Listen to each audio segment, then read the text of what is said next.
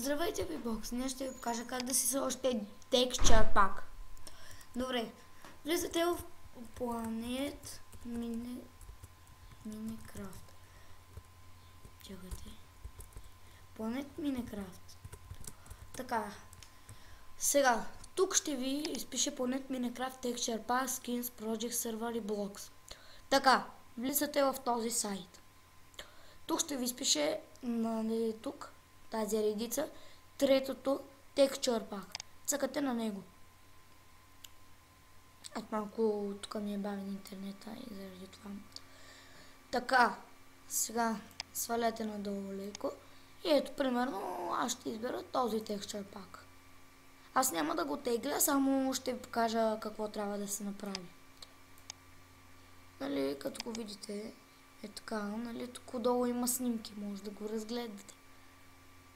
Примерно да видите как изглежда.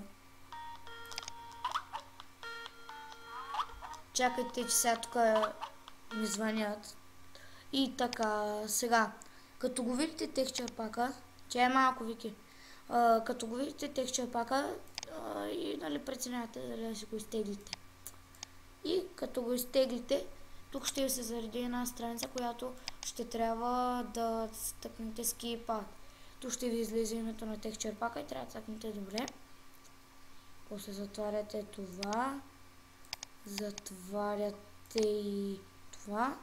Влизате сега в Minecraft. Нали, тук ще ви се отвори файла. Така, влизате в Minecraft.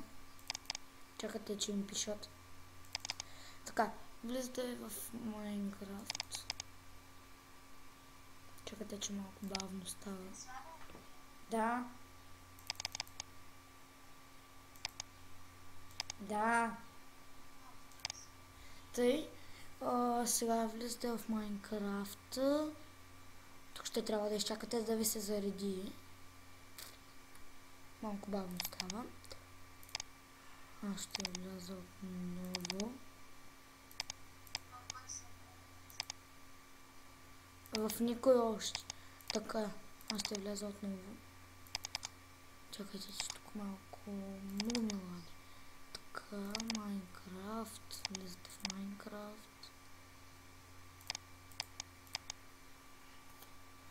Така, щом влезете в Minecraft,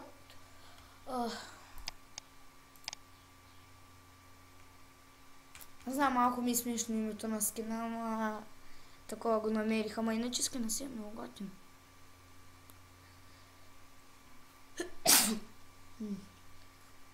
Тук давате назад, за да видите къде е архива на файла. Има една папка с точки. Тук цъкате на текстури. Отваряне на папка с текстури. Хващате файла от там и го премествате тук. Тук ще трябва да цъкнете ОК и сте готови.